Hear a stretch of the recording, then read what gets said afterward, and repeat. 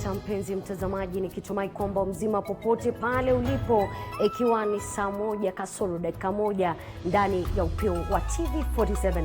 Mimi nafahamika kama Elizabeth Mtuko na mtafsiri wangu wa lugha ya ishara si mwingine ila ni Ann Wairimu. Lakini kumbuka kwamba unaweza kuwasiliana nasi kwa 22047 na vile katika kurasa zetu za Facebook @TV47 Kenya na vile Twitter @TV47KE. Lakini kabla sijaanzisha taarifa za upeo, kuna baadhi ya mambo mawili matatu ambayo ningependa wewe ujifahamishe kuhusiana na maambukizi ya corona humu nchini. Na bila shaka mpenzi mtazamaji, siku hii ya leo maambukizi yenyewe yameongezeka kwa visa 28. Maambukizi kamili yakifikia watu 649. Lakini duniani iko namna gani? Kufikia sasa maambukizi yamefikia zaidi ya watu milioni 4, waliopona wakifikia milioni 1 na waliofariki ikiwa ni 200,000 na watu 7,000 ama 77. Ni maambukizi ambayo ama waliofariki kufikia 7.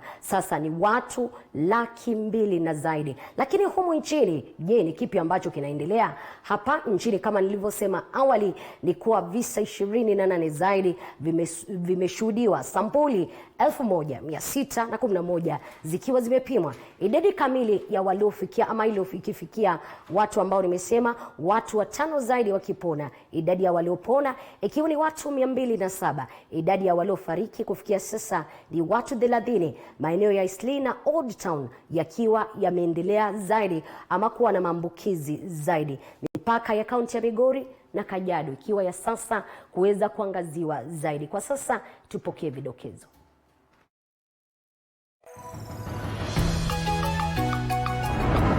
Maeneo ya Eastleigh na Old Town Mombasa yaongoza kwa maambukizi ya corona, visa 28 zaidi vikiripotiwa nchini. Waziri wa masuala ya ndani Dr. Fred Matiang'i azindua mpango wa kusambaza chakula katika mtaa wa mabanda wa Mukuru.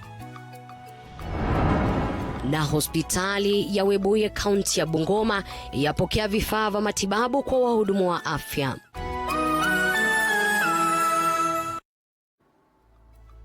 Karibu tena mpenzi mtazamaji, kama nilivyosema awali nafahamika kama Elizabeth Mtuko na mtafsiri wangu wa lugha ya ishara ni Ann Wairimu. Kumbuka unaweza kuwasiliana nasi kwa 22047 na vile kwenye kurasa zetu @TV47 Kenya pale Facebook na @TV47KE katika ukurasa wetu wa Twitter. Na moja kwa moja kaunti ya Homa Bay imeandikisha kisa cha kwanza, sasa ikifikisha kaunti ya 20 zikiandikisha visa hivyo, huku ndani ya saa 24 zilizopita watu 28 zaidi wakiwa wamepatikana kuwa na virusi hivi kati ya sampuli 1611 zilizopimwa. Na kama anavyotuarifu mwanahabari wetu Tony Mwirigi, kati ya visa hivyo 28 vilivyokuwa ama vilivyoripotiwa, viwili vimetokea katika mtaa wa Eastleigh jijini Nairobi. As pertains to our COVID-19 situation,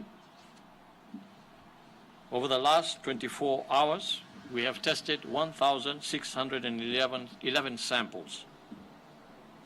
Of these, 28 have tested positive for COVID-19 disease. These 28 are broken down as follows. 24 of these are Kenyans and 4 are foreigners from Tanzania.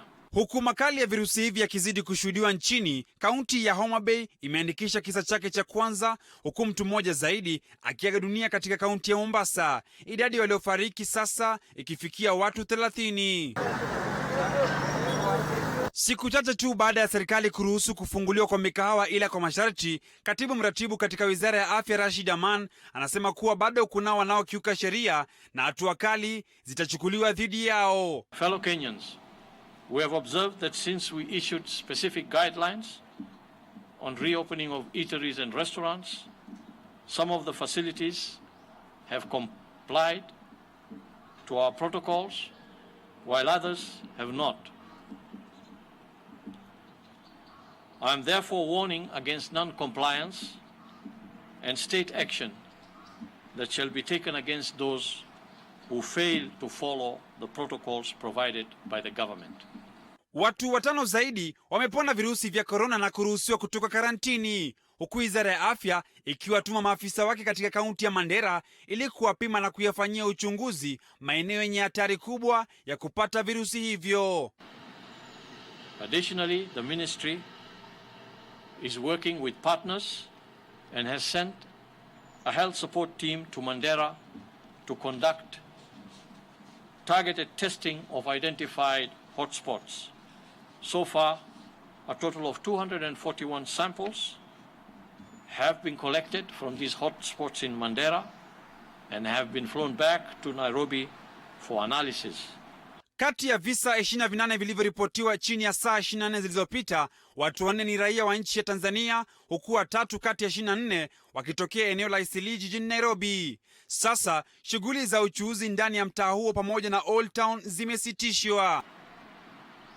These include prohibition of hawking,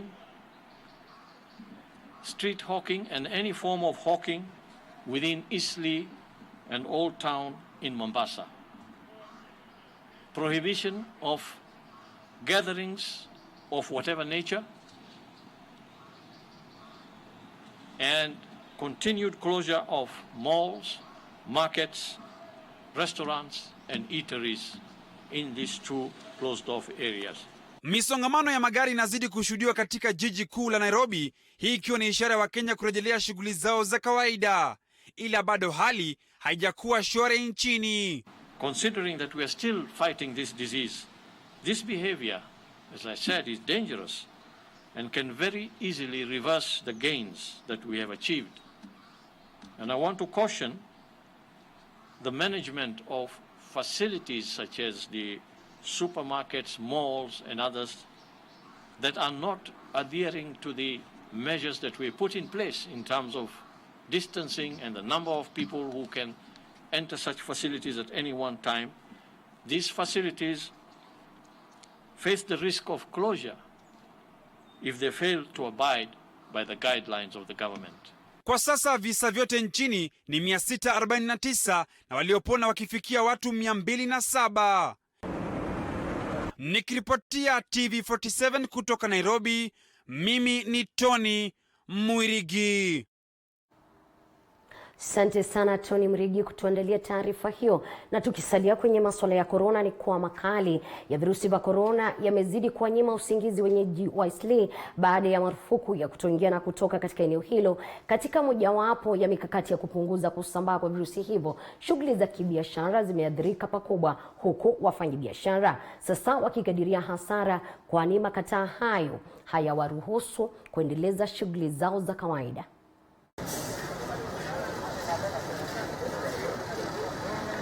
Hii ndiyo hali ambayo tunakumbana nayo katika mtaa wa Eastleigh hapa jijini Nairobi. Shughuli za kawaida zikionekana kuathirika baada ya amri ya kufungwa kwa eneo hili ili kukabili kusambaa kwa virusi vya korona kutolewa. Wengi wa wakazi hapa pamoja na maeneo yaliyo karibu hutegemea mtaa huu wa Eastleigh kuendeleza biashara zao, lakini hali ilivyo sasa ni wazi kwamba wameathirika. Ni mtu wa bonda anafanyia Eastleigh, hata hakuna wateja wa kubeba saa hii, njoo hatuwezi toka zaidi ya Eastleigh. Pande tunaendelea kukumbwa na janga la njaa na tumefungiwa, hakuna popote tunaweza enda tupate chakula. Tunazunguka hapa tu Eastleigh. Wakikuja kupima tuko tayari, lakini ni watupime tuendelee na kazi. Lakini sasa tunafungiwa, tunaenda wapi? Kazi hatufanyi, chakula hatukuli. Tunahangaika, tunakaa huko mitaani kutoka asubuhi mpaka jioni. Wewe tembelea rafiki yako upande hii, wala upande hii, na sehemu zile zingine zote zinaendelea. Shida iko hapo.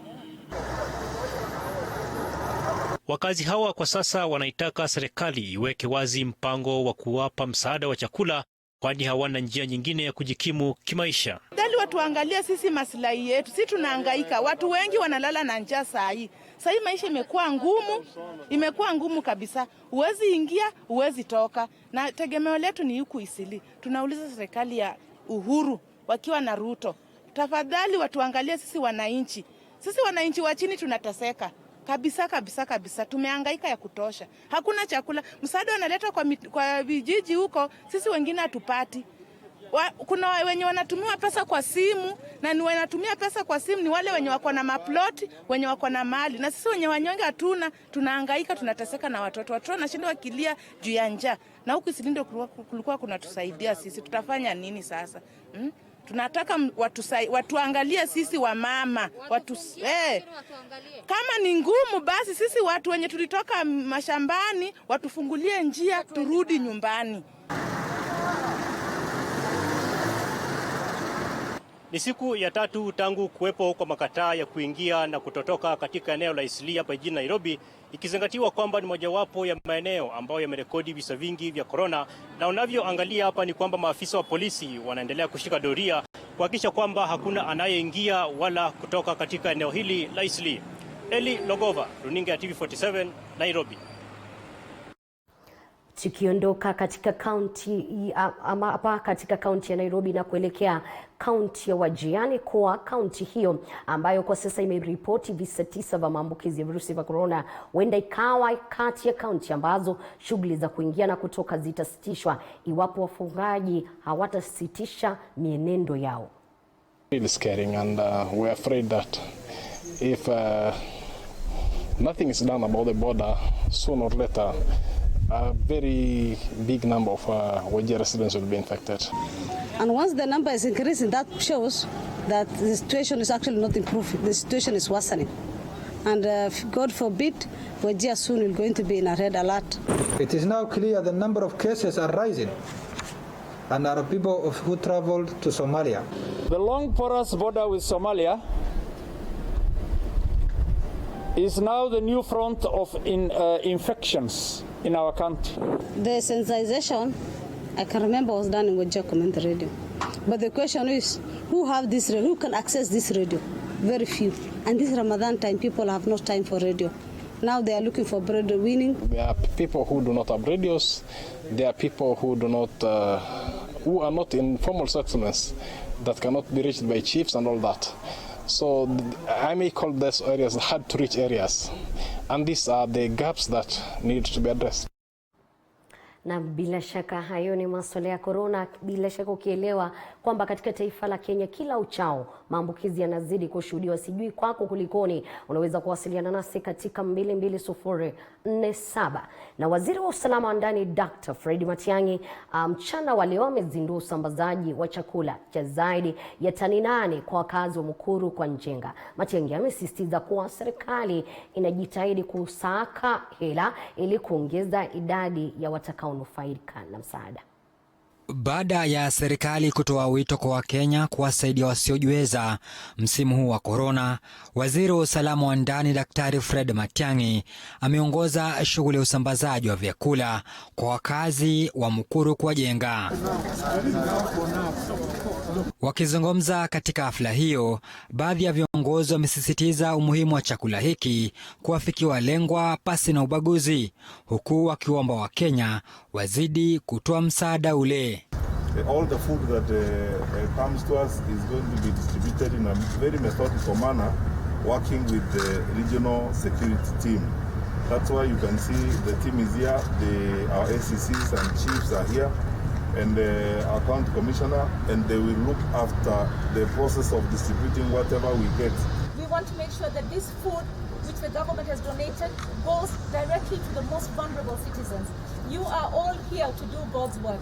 So when you're given this food, you obviously, charity begins at home. You keep some for your family, but you also ensure that the most vulnerable citizens get it. Let's not sell this food. Let's not put corruption, because this food is to keep us alive. Kulingana na mwenyekiti wa kupokea msaada wa COVID-19 Jane Kirago, ni kuwa kufikia sasa wamesambaza vyakula vya kima cha shilingi milioni 350, akiwashauri wa Kenya wazidi kutoa msaada ule. Wakati huo huo, Matiang'i amesema kuwa Rais Uhuru Kenyatta atakuwa anazindua ujenzi wa hospitali katika eneo la Mukuru kwa Njenga. The president has been keen to see whether we can actually come up with a health facility in Mukuru kwa Njenga to address the needs of the residents of Mukuru kwa Njenga. Zablon Macharia, TV47, Nairobi. Shukran kwa taarifa hiyo. Na kwingineko, watu 5 katika mgahawa Swahili Dishes eneo la Parklands hapa jijini Nairobi wametiwa mbaroni na maafisa wa polisi walipopatikana wakinywa pombe mida ya jioni kwa mtagusano wa karibu bila kujali hatua zilizowekwa na serikali kukabiliana na ueneaji wa virusi vya corona. Hata hivyo, mwenye mgahawa huo amefikishwa katika kituo cha polisi cha Parklands ili kuandikisha taarifa zaidi.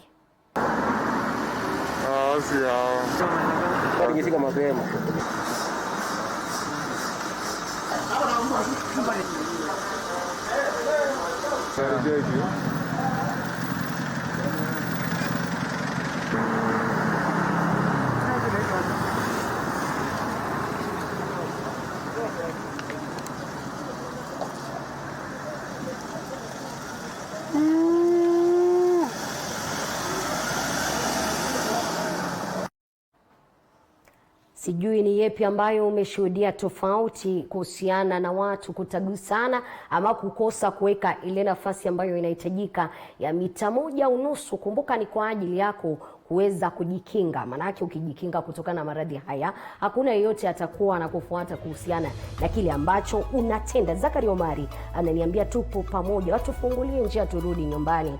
Kilio cha wamama Isli ni wakazi wa Isli Munyiriwaya anasema tupo pamoja. Ni baadhi ya masuala ambayo ama baadhi ya arafa zako ambazo nimepokea katika 22047 vile vile katika kurasa zetu za Facebook na Twitter.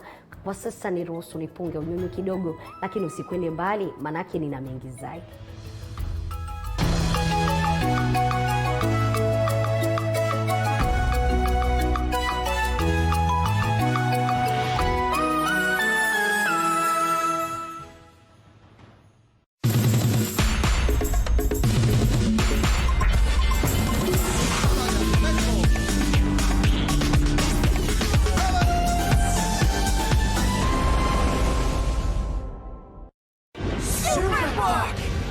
This May on TV47, we are giving you more reason to stay at home. You are the chosen one. Because I am your mother. Oh, that's pretty cool. Same-sex attraction isn't completely gone because my root is from God. No, Pete. Lazima round you utalipa. We'll see some kind of like a smokish thing. Hey man, don't forget about the monkeys. Ni watoto ama ni kokoto? Kama Saida, sio.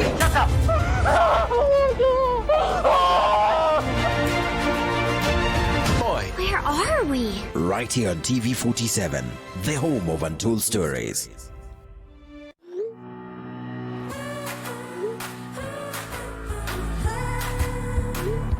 When it comes to pimple care, Acne's Creamy Wash contains multiple vitamins and removes excessive oil and dirt. Acne's Toner rejuvenates skin. Acne's Sealing Gel fights bacteria. Use Mentholatum Acne's for clear and smooth skin every day.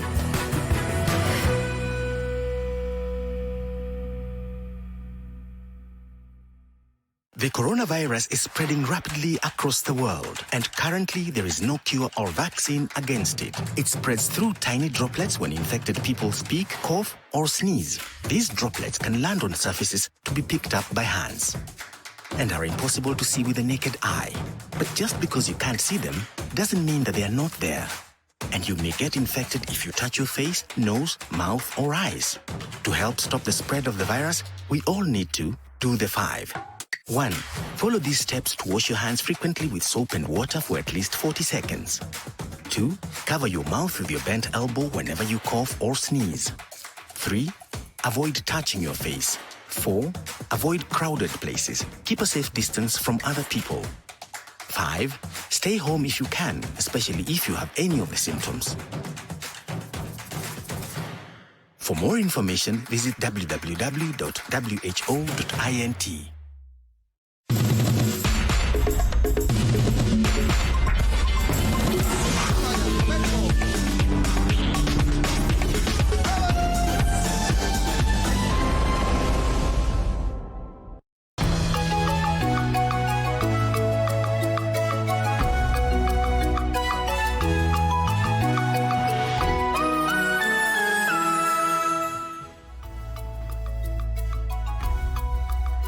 Karibu tena mpenzi mtazamaji, wapo unajiunga nasi. Hii ni TV47 ukiwa ni upeo wa TV47. Mimi nafahamika kama Elizabeth Mutuku na mtafsiri wangu wa lugha ishara si mwingine ila ni Anwar. Kumbuka unaweza kuwasiliana nasi kwa 22047 na vile vile katika kurasa zetu @TV47 Kenya pale Twitter ama pale Facebook na Twitter @TV47KE. Na tukisanzuka kwingine ni kwa baada ya visa viwili vya corona kuripotiwa katika kaunti ya Bungoma, hospitali ya Webuye imepokea vifaa vya matibabu ama kwa wahudumu wa afya kutoka kwa wahisani mbalimbali ili kuwafaa wakati huu wa janga la corona. Visa hivyo viwili vilihusisha madereva wa lori na masafa marefu waliokuwa kwenye karantini ya hospitali ya Webuye. Mwanahabari wetu Mike Kagongo na mengi zaidi. Takriban miezi miwili baada ya kisa cha kwanza kuripotiwa nchini, na kaunti ya Bungoma sasa imeripoti visa viwili vinavyowahusisha madereva wa malori ya masafa marefu.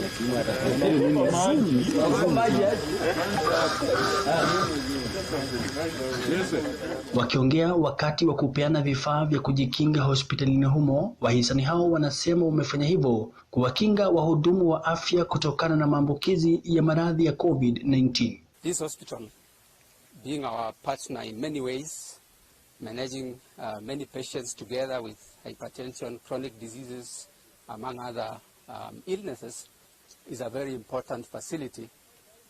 And that in this time, as we fight COVID together, we saw it fit that one of these sanitization booths comes to Webuye Hospital. This booth is good because in places where you have a high volume of people passing, it's more efficient because within a few seconds with somebody passing through the booth, the whole body is sanitized. And so as part of the call to fight COVID through sanitization, this booth is very important. N95 masks, which were about 120. We have disposable aprons, which are 50. We have thermal scan gun, those infrared thermometers, we have 2. Then in the complete kits, the PPE, we have 10. And the surgical masks, we have 75 box, each of them has 50. Daktari msimamizi wa hospitali hiyo Simon Kisaka anasema wagonjwa wengi wameogopa kutembelea kituo hicho kupokea matibabu kufuatia kuripotiwa kwa wagonjwa wawili wa COVID-19 waliolazwa hospitalini humo, akisema wanafuata masharti yote yaliyowekwa na Wizara ya Afya. After we have the 2 truck drivers who are tested positive, I'm sure the people around here, they have a lot of anxiety and panic. So we're working together with the media to ensure that they are sensitized. Hata hivyo, mwenyekiti wa chama cha wafanyabiashara wakubwa kaunti ya Bungoma John Max Wafula amemtaka kamishna wa kaunti ya Bungoma Abdi Hassan kuimarisha usalama mpakani Lwakhakha kutokana na swala la madereva wa masafa marefu kutumia njia za mkato kuingia nchi jirani ya Uganda. The truck drivers, I think from yesterday, I think the county government were very keen on this, especially when the first 2 patients were announced in this county. And they've been following up. But surprisingly, what we have just learned is that now the truck drivers have changed. They are using Lwakhakha, Chwele, Kimilili route, where they are not strict. Therefore, we are requesting the county commissioner to take up that issue so that we should not get other patients in our county. Kutoka kaunti ya Bungoma nikiripotia TV47, mimi ni Mike Kagongo. Shukrani za dhati Mike Kagongo kutuandalia taarifa hiyo. Na tukisalia katika masuala ya wauguzi, ni kwa wauguzi katika hospitali ya Karima wadi ya Mbakalo, eneo bunge la Tongaren, kaunti ya Bungoma, wamepata afueni. Hii ni baada ya kufadhiliwa na shirika la kijamii na mavazi ya kujikinga dhidi ya corona wanapohudumia wagonjwa. Hivi majuzi katika eneo hilo, wahudumu wa afya walitoroka mgonjwa mmoja aliyekuwa na joto jingi kwa singizio la kuwa na virusi vya corona. Wanji Sostin na mengi zaidi. Wakipokea ufadhili huo, diwani wa Mbakala Obethi Odhiambo ametaja kuwa hiyo ni afueni kwa wakazi eneo hilo, akidokeza kwamba kwa sasa wahudumu wa afya hawatakuwa na uoga wa kukabiliana na wagonjwa walio na dalili za virusi. Kuna mgonjwa amekuja hapa akiwa na temperature juu sana. Na wajua ukiwa na temperature juu inakiziwa ya kwamba huenda una ugonjwa wa corona. Wakati madaktari hawakuwa na vitu ya kujikinga, ilibidi na wao wajitetee. Kwa sababu atamhudumia namna gani, na wao vile vile wana vyombo vya kujikinga. Lakini leo kwa sababu tumebahatika, tunapata vyombo hapa ambavyo tutaachia madaktari wetu watumie iwapo wagonjwa watafika hapa wenye dalili za corona, hawatakimbia. Kuna sababu ya kusimama na kumhudumia kwa sababu tumepata nafuu na afueni kutoka kwa Bungoma Liberation nyuma ya Zakaria Barasa. Trufina Amina Olindi, muuguzi mkuu katika zahanati ya Karima, anatueleza kwamba wako tayari kukabiliana na janga hili la corona kwa kufadhiliwa mavazi haya almaarufu PPEs, huku akipongeza ufadhili huo. On ground here, we have been privileged to have our MCA together with our support, a partner who is called by name Zakaria Barasa. He has seen it wise to be able to make our healthcare providers plus the people of Karima to be able to be protected. So, as a nursing officer in charge of this facility, I want to take this opportunity to say thank you so much. That this is a good gesture. I know that we have us at heart, and as we give the services to our people in the community and this Karima as a whole, I know we're going to fight this pandemic and we're going to win the battle. So now that I have got the protective equipment, I can stand with my head and shoulder high.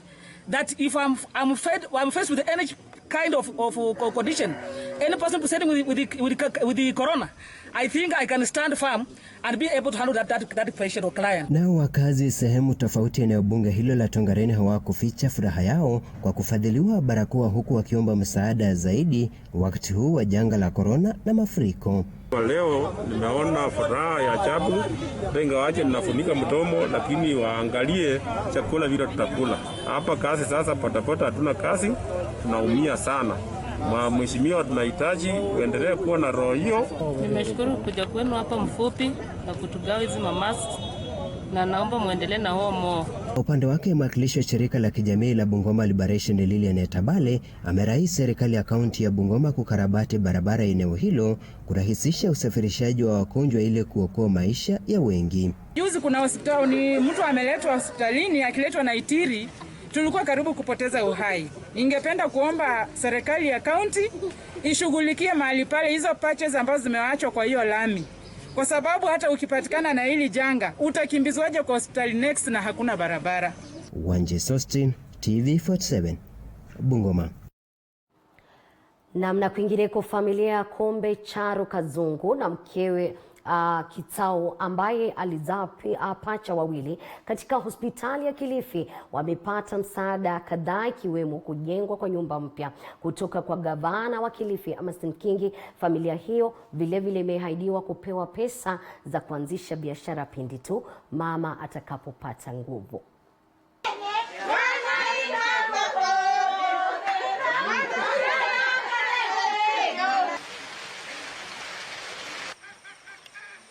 Baada ya kuwa amepona vizuri na anaweza kufanya biashara yoyote, pia tumemwambia kwamba achague biashara ile anaweza kufanya kule mashinani, na nitampatia hela ambayo itamsaidia kuanzisha ile biashara yeye na bwanake, ili kusaidia wale watoto na pia kujisaidia wao kama familia. Kwa hivyo hili zoezi litaanza kesho, ili kuona kwamba wale watoto angalau hatuwatoi hapa alafu waende kule nyumbani wahatarishwe afya yao na pengine hata tuwapoteze. Hatutaki visa kama vile vitokea. Siku zote miwa wanasema tenda wema nenda za kwako ama nenda zako. Na katika rubaa za kimataifa ni kwa kwenye taifa la Somalia. Kwa sasa wa Somali kwenye kambi ya wakimbizi wa ndani wa Shabele mjini Mogadishu wanalazimika kila uchao kuchanga fedha ili angalau kupata chakula baada ya mfungo wa Ramadhan, wakisema kwa sasa hamna vibarua na bei ya vyakula kunradhi imepanda kutokana na janga la corona. Waumini wa Kiislamu wanaendelea na mfungo wa Ramadhan, kwa sasa tishio likiwa si la virusi vya korona pekee bali pia ukosefu wa chakula. Ni kambi ya wakimbizi wa ndani katika mji mkuu wa taifa la Somalia, Mogadishu. Kutani ni vijisehemu vya mabati vilivyounganishwa angalau kwa sitiri kwa muda. Wanawake wa Kisomali wanaendelea kutayarisha chakula cha iftar, chakula wanachokula Waislamu wanapofungua jioni. Kutokana na hali ngumu ya maisha, wanawake hawa wanalazimika kuunganisha fedha kidogo walichonacho na majirani wao ili kununua chakula. Wanashirikiana kutayarisha chakula hicho na kisha wanakula kwa pamoja. Tangu kuripotiwa kwa virusi vya korona katika mji mkuu, tuliacha kwenda kazini. Kwa sasa tunachanga fedha na kuandaa chakula kwa pamoja. Mzee Mohamed Olsame anaeleza.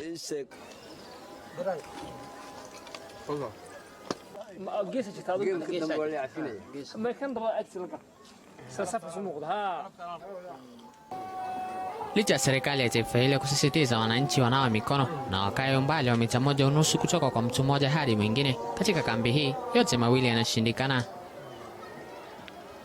Mmoja wa wakazi wa kambi anasema ni vigumu kupata sabuni ya kunawa mikono. Kufikia sasa taifa la Somalia lina jumla ya visa 928 kama visa vilivyothibitishwa na jumla ya vifo 44. Taifa la Somalia ndilo taifa la 3 Afrika Mashariki kuripoti idadi kubwa ya vifo kutokana na virusi vya korona. Ombi lao kubwa ni kuwa Mwenyezi Mungu awaepushe na virusi vya korona. Lexi Kimani, TV47. Taifa likiendelea ama ulimwengu mzima ukiendelea kupigana na janga la korona, mimi huwa nasema siku zote jaribu tu umfai mtu mmoja kwa chochote kile ambacho unaweza. TV47, mimi naitwa Leonard Kisuya nikiwa Maridadi Farm Kitale, na wapata vizuri na wapongeza kwa taarifa zenu nzuri. Asante sana. Mimi ni Rev Samson Lusuli kutoka Cherangani Kitale. Matangazo yenu ni mazuri. Asante sana. TV47 tuko pamoja. Naitwa Kaluma Malingi kutoka Ngutani pande za Mwingi, na katika kurasa zetu za Facebook kuna huyu ambaye anaitwa Peter Maina anasema tupo pamoja kutoka Kahungu Rudas. Je, kushindwa kwa nyumba bila chakula ama kushinda kwa nyumba bila chakula, wengine wanakula hizo pesa za familia zao. Ni baadhi ya mambo ambayo yanatendeka, lakini kwa sasa niruhusu nipumzike kidogo, lakini nikirejea nitakuwa nikizungumzia masuala mawili matatu kuhusiana na mafuriko, ikizingatiwa sasa kaunti 29 humu nchini zimeathirika na mafuriko, watu zaidi ya 200 wakiwa tayari wamefariki kutokana na janga hili la mafuriko, na zaidi ya familia 2000 zikiwa zimepoteza makao. Usicheze mbali.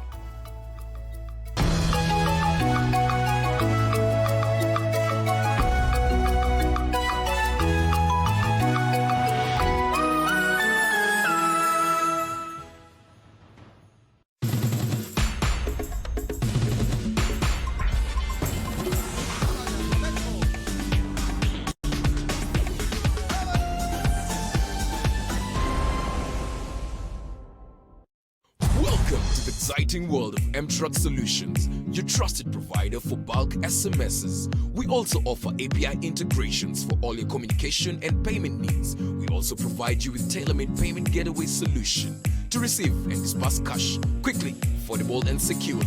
Let us expand your reach and connectivity on USSD, SMS and voice today. Call us on 0723 030 030 or email hello@mtruck.limited.co.ke. For more details, visit our website www.mtrucklimited.co.ke.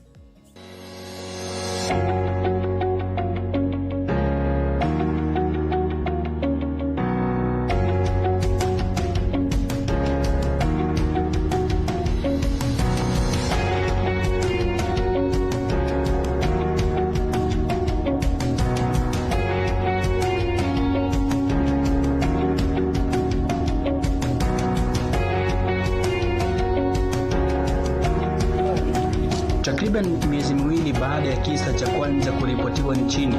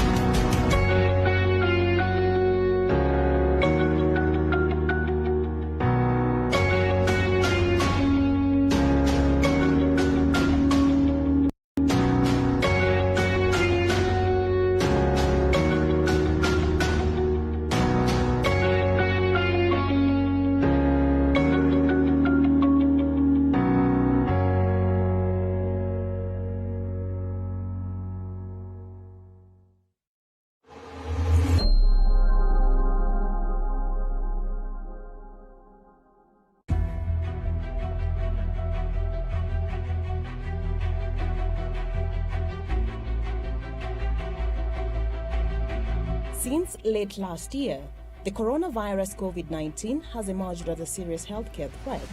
This is an infection that has gone global and no one has been spared. The government, through the Ministry of Health, has put in measures to keep Kenyans safe against COVID-19, which is currently rampant around the world, with new confirmed infections and death cases daily. Such sanitization and screening of visitors at this border post and across every entry point in the country is very vital in preventing the spread of the disease in the country. I'm very happy about the screenings that are going on in Tanzania and Kenya. I think it's very proactive that you're thinking about stopping it at the border so that it does not spread. It is scary that a single cough here can lead to an outbreak of epic proportions. In order to prevent that, the government has instituted measures to keep Kenyans safe. The facility has all the equipments you need, from handling a basic patient up to ICU setting. However, you also have a role to play in preventing spread of infections. Citizen responsibility is the key to the success of this initiative and these measures. Let's all do what we have to do individually. And this is how we are going to defeat this disease. It's just our general hygiene, okay? And that now means at workplaces, we should ensure that our work surfaces are clean. Always ensure that nimefanya proper sanitation ya mikono. Every time na board matatu, lazima ni sanitize mikono. We have faced many severe challenges as a nation, and we have always found a way to rise above them. COVID-19 is no different, and we'll overcome the pandemic. Stop coronavirus. Follow all directives from the Ministry of Health. Wash your hands properly.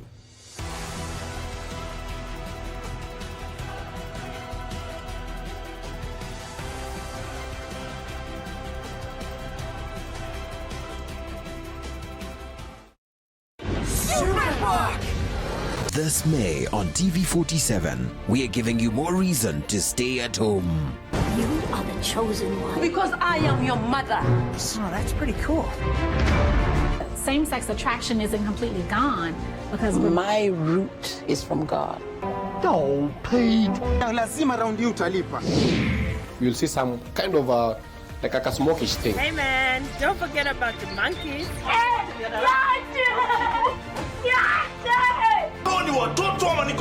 Kama Saida, see,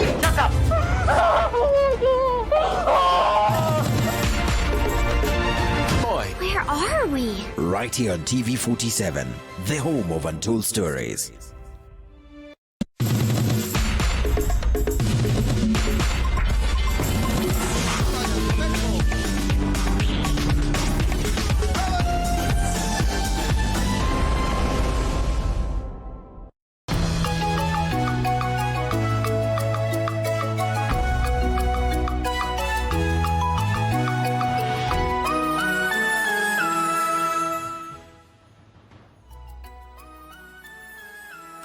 Karibu tena mpenzi mtazamaji, wapo unajiunga nasi mara tena. Hii ni TV47, mimi nafahamika kama Elizabeth Mtuko. Mtafsiri wangu wa lugha ishara ni Ann Wairimo.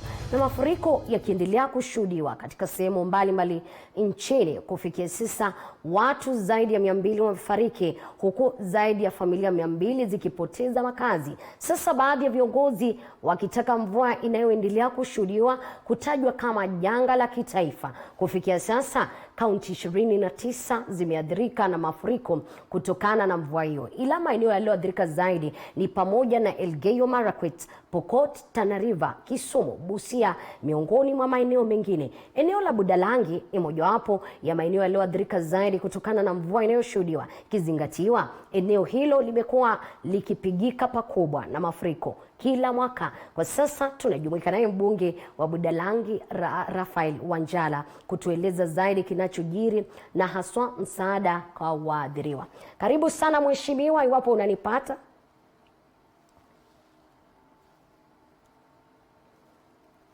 Mheshimiwa, iwapo unanipata, karibu sana.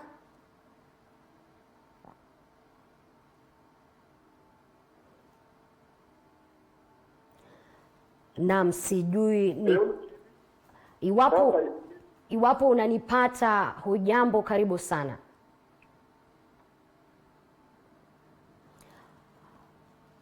naelewa kunazo changamoto za kimtambo katika eneo lile, lakini mheshimiwa, iwapo unanipata, mbona hili tatizo la mvua ni baadhi ya changamoto ambazo tunashuhudia kutokana na hilo, lakini lazima tupate kusikia kulikoni Budalangi. Mbona kila wakati hili huwa linashuhudiwa? Mbona kila wakati huwa kila mwaka wakati ambapo mvua inashuhudiwa Budalangi tu peke yake ndo inakuwa ya kwanza kuadhirika? Ni kipi ambacho mheshimiwa hakitekelezwi katika ukweli ama hakitekelezwi jinsi ambavyo kinastahili?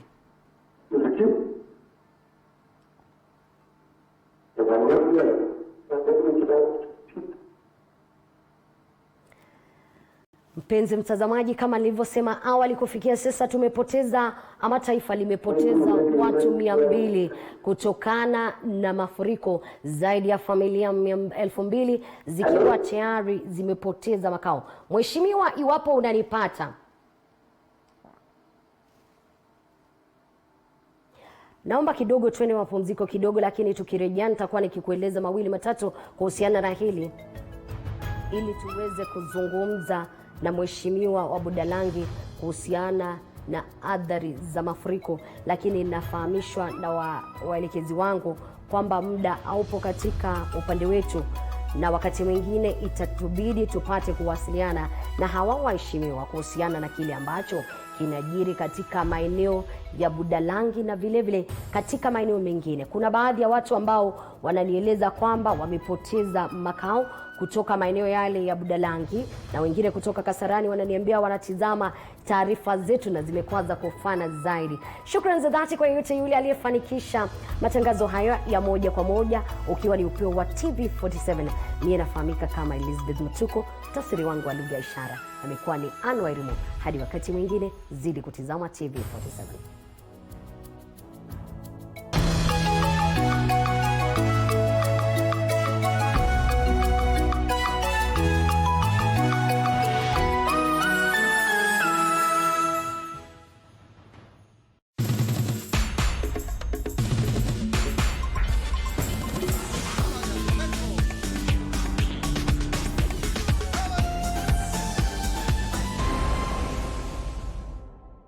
The coronavirus has